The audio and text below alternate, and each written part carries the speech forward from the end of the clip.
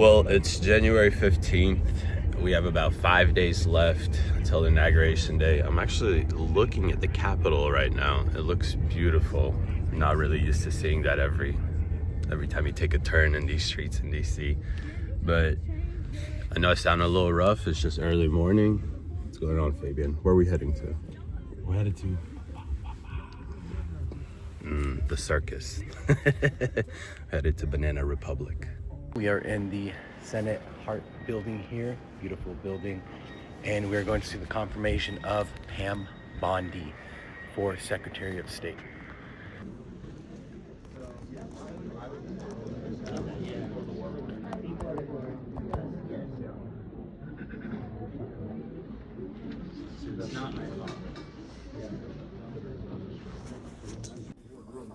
So we are now walking into the actual Senate chambers.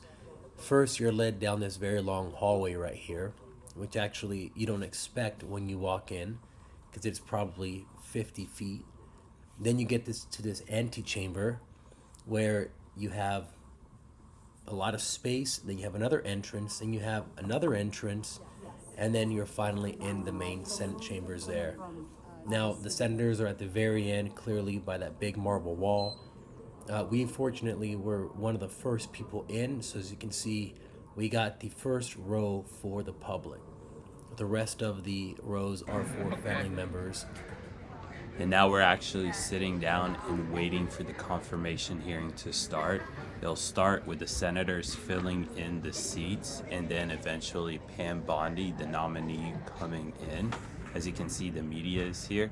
And this is the Honorable Rick Scott. And at first we weren't really sure why he was there, but then we started to put two and two together that he's probably going to be presenting Pam Bondi because he was the governor of Florida while she was the state attorney general during his tenure. And the media is just everywhere. And now we have Pam Bondi come out and start walking to her seat right in the middle of the Senate chamber. She came out from not the angle I thought she'd come out. She actually came out from the back, walked up, and then went around. Although he and I have differences of policies, I think the public could say we work well together on many issues over the years. And that was Pam Bondi's confirmation hearing for Attorney General. It was really interesting. They had one Republican ask questions and then one Democrat ask questions. Some of the things that they talked about were what, David? Well, the Democrats sounded like pure hypocrites because they keep asking, are they going to politicize or weaponize this institution, meaning the DOJ? But the reason I say it's hypocritical is because everything that they were asking, they've done the last 4 years. Yeah. They've used the DOJ to pursue their political agenda, and now they're asking Pam Bondi, will she refuse Trump?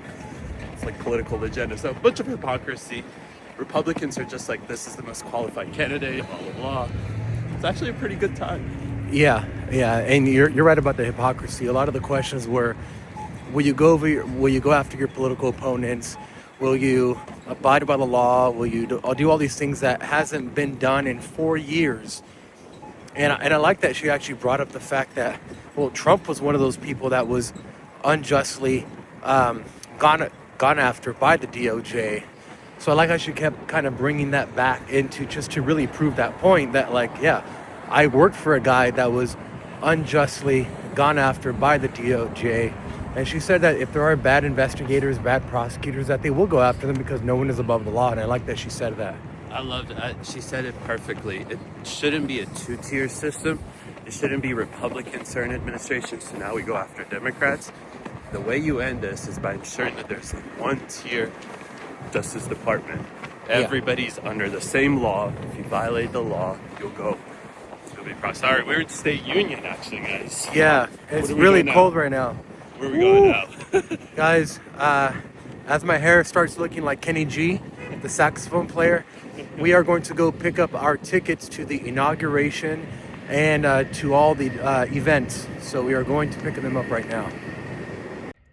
So I did want to show you what is inside the inauguration package. You can see it says 60th inaugural ceremonies, United States Capitol, January 20th, 2025.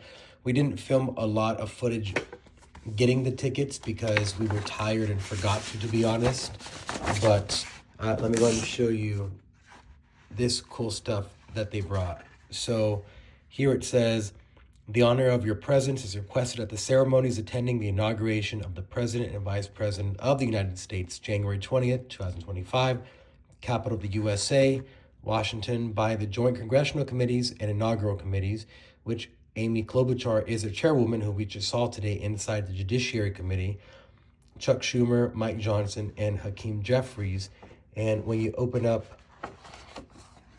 the first page, you have this protective sheet, and there is a picture of Uncle Donnie.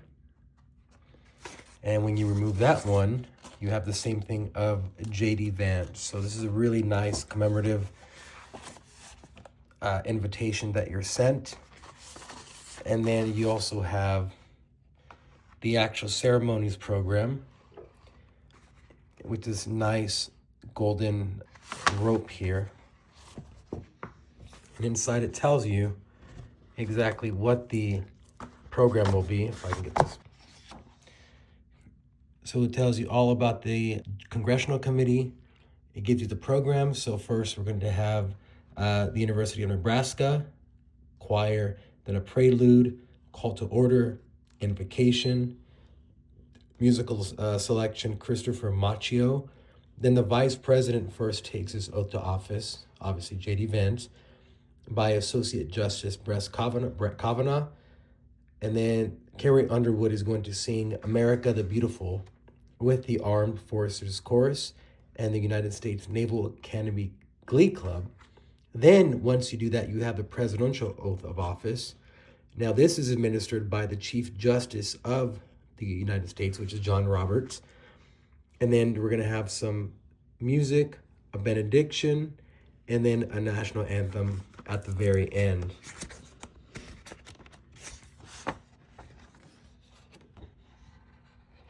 And when you turn the page, you have some writings on America, the Constitution, the founding of the country, which is really cool to have in one of these packets. And it continues to talk about the White House and the halls of Congress, how they were formed and built. So this is a really neat package that you're given in the program. And then of course you have the ticket. So these are the tickets here. And as you can see, it's pretty cool. It tells, you have the ticket number. Obviously there's Amy Klobuchar's name. And then you have a map of the entire place, which is pretty cool.